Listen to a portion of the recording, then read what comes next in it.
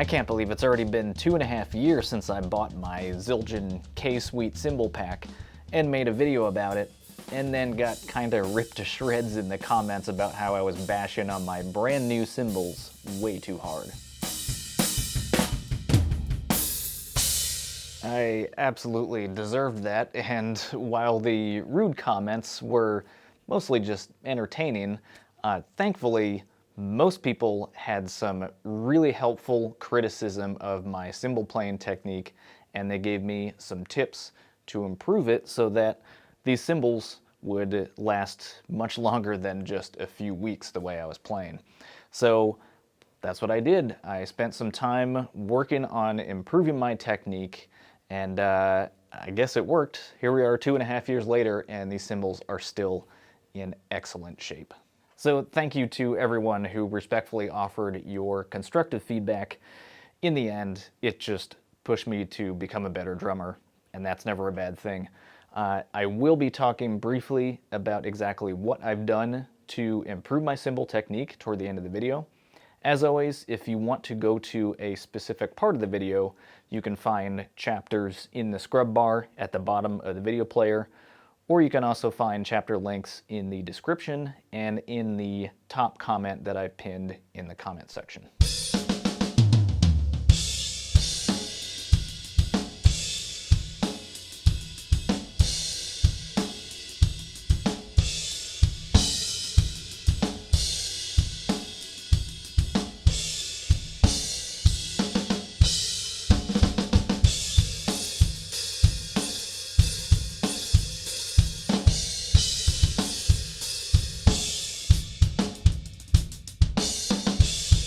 So that last video was just unboxing the cymbals and doing a demo on all of them.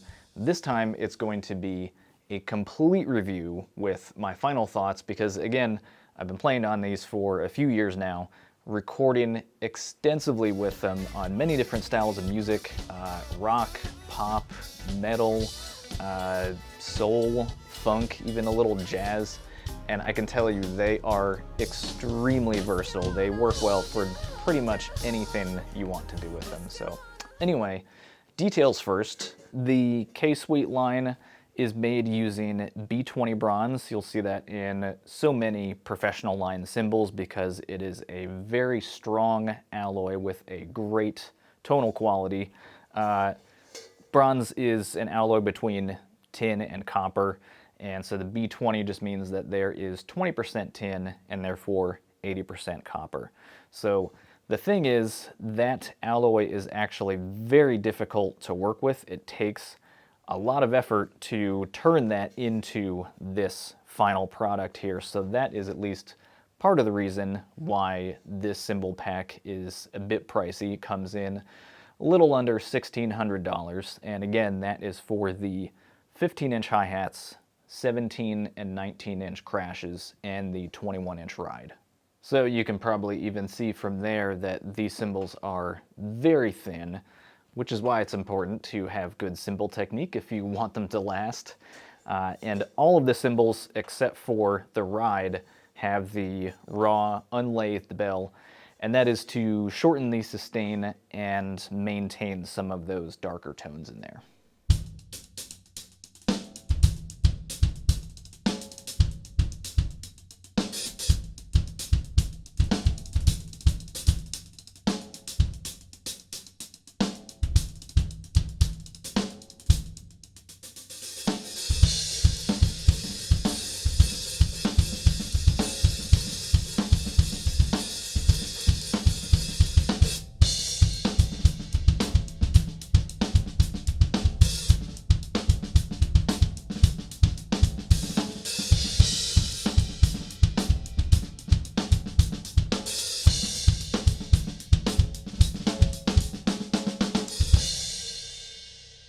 So hi-hats first, again, these are the 15-inch. They also come in 14 and 16. For me, the tone of the 15-inch just hits right in that sweet spot. But I gotta say, these are probably my favorite hi-hats that I've ever played, and that may not mean much because I'm sure I've probably only played maybe a couple dozen different models of hi-hats over the years, but still, these just do everything I need them to do. They sound great no matter what I'm doing with them. They feel great to play, and I love them. I can't imagine that it gets much better than these hi-hats. The bottom cymbal is quite a bit thicker than the top one. Again, they both have the raw unlathed bell on the top and the bottom. I just can't really say anything bad about these. I'm going to be happy to keep playing them for a very long time.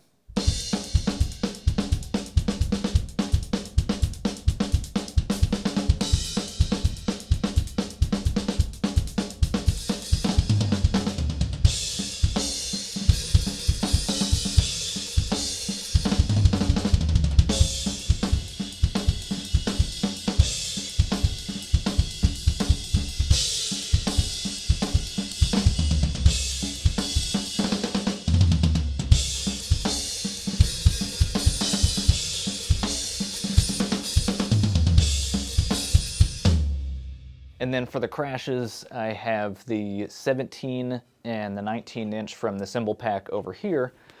And then I just added the 20-inch as well recently because I was wanting to get some more range and variety in my crashes. You know, it feels a little tedious just going back and forth between two crashes all the time.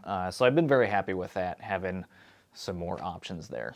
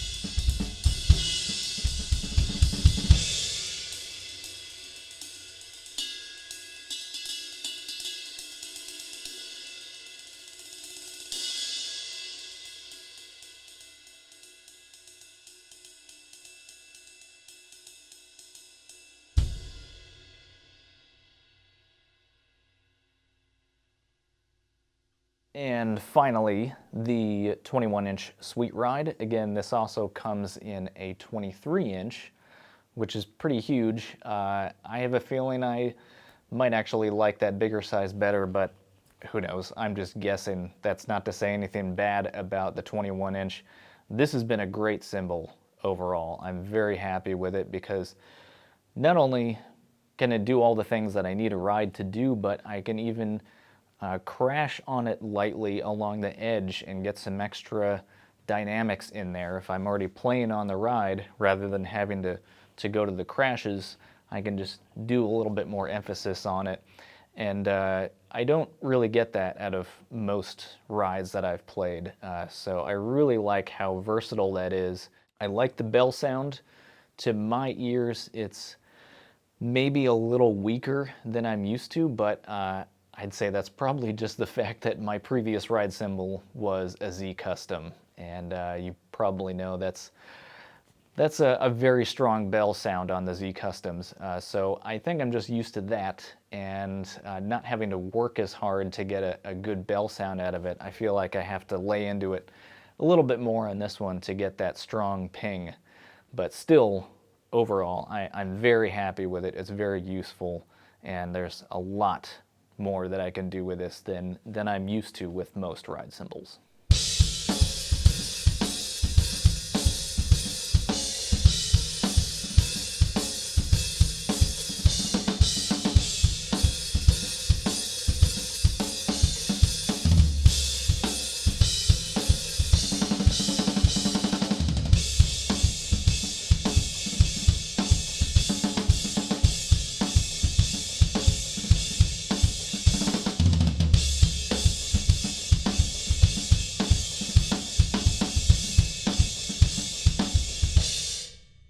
All right, so before I get to my final thoughts on this review, I just want to talk about what I've done to change my technique in an effort to at least try to keep these in good shape for as long as I can. And this could be a whole separate video, so I'll just keep it brief for now. But basically, the way I used to play, I would just hit straight down, aiming for the edge of the cymbal with the stick angled up a little bit like this. So just bashing away as hard as I could. And you could imagine that puts a lot of stress on this cymbal, and that's what leads to it cracking over time. So it's no wonder that I was breaking so many cymbals and going through sticks like crazy. I used to break so many sticks.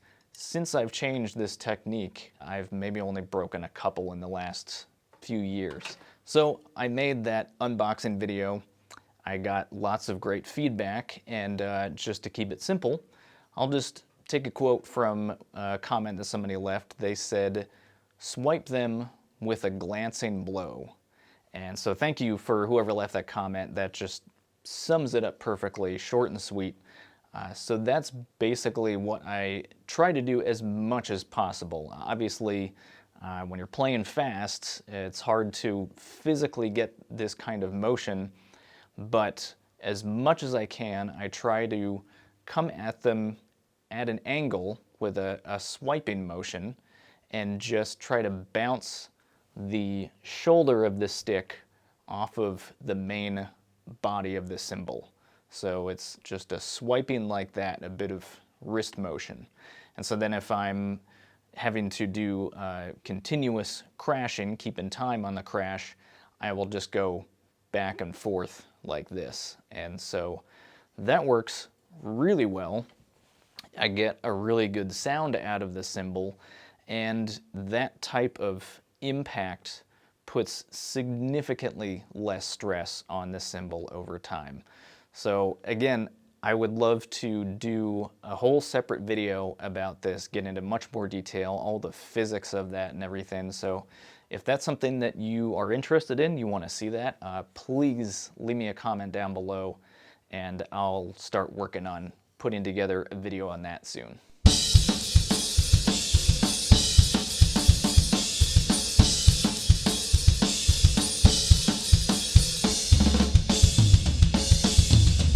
So my final thoughts on the Zildjian K Sweet Cymbal Pack, 15, 17, 19, 21, plus the 20 that's extra. I think it's obvious that I really like these cymbals. They may not be my ideal cymbal set, but I can't expect that one cymbal pack is going to check literally every box for me. But they come fairly close, and that's quite impressive that they are that useful, which I'm sure is why they are such a popular cymbal. Every time I'm scrolling through Instagram, I see so many other drummers using K Sweets, and that's awesome. Maybe I have a little bit of that recognition bias and I'm just zeroing in on them, but I see them a lot. So that's awesome that they are appealing to such a wide audience. Now, I will say, of course, that I'm not a big fan of the high price tag. I know I'm not alone in that. But any higher end professional cymbals are going to cost a bit these days. And really, I just have to look at that as an investment in the potential of what I can do with these in the future. And if I can do recording for myself and for other people, then over time, these cymbals will pay for themselves and then some, and I certainly can't complain about that. So that's basically it. Thanks for watching, guys. I hope this review was helpful to you, and if so, please give a thumbs up, subscribe for more stuff like this, and I'll see you in the next video.